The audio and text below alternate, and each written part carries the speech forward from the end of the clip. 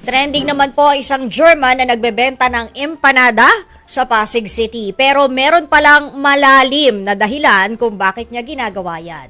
Yan ang pampagising na balita ni Mary Mon Reyes. Mga kapatid, ano ang gagawin nyo kapag pumunta kayo sa ibang bansa tapos bigla ang na-stranded kayo doon? Kakayanin nyo? Dito sa Pasig namin natagpuan ng isang German national. Pero hindi po siya basta turista, kundi tindero ng empanada, cookies at arts and crafts. Tinatawag ngayon na Tatay Empanada, nagmula ang storya niya noong nagpakasal ng Pinay dito sa Pilipinas taong 2015. Pero biglaan, hindi na siya makabalik ng bansa niya. When I wanted to return in my country, at the airport, they couldn't find my ticket.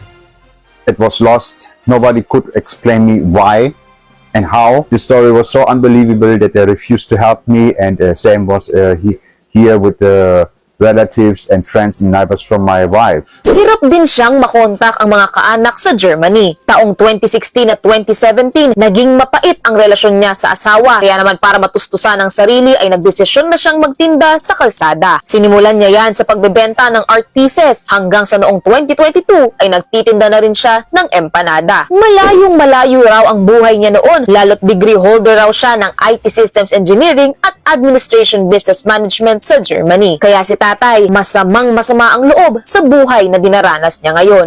I had lost, how we can say that, my reputation as well.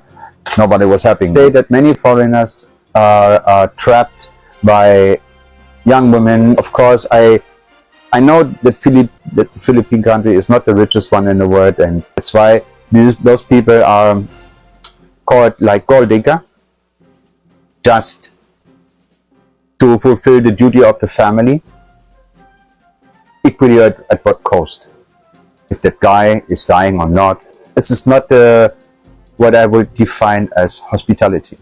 Dumagdag pa sa mga challenge ni Tatay Empanada ang pag-back out ng original niyang kinukuhanan ng binibentang empanada. Pero good news ay magkakaroon na siya ng sarili niyang empanada, pastry at art creatives business. Tinutulungan na kasi siya ng isang Good Samaritan customer na nakita ang kabutihang loob ng naligaw na banyaga. Gusto kong maging good example sa mga kababayan natin na gusto kong ipakita sa kanila na hindi lahat ng Pilipino o Pinay ay ganun po ang intensyon sa mga banyagang kagaya ni Tatay Empanada. Sa ngayon, humahanap na rin ng office work si Tatay Empanada at pwedeng umorder ng kanyang pastries sa kanilang official webpage.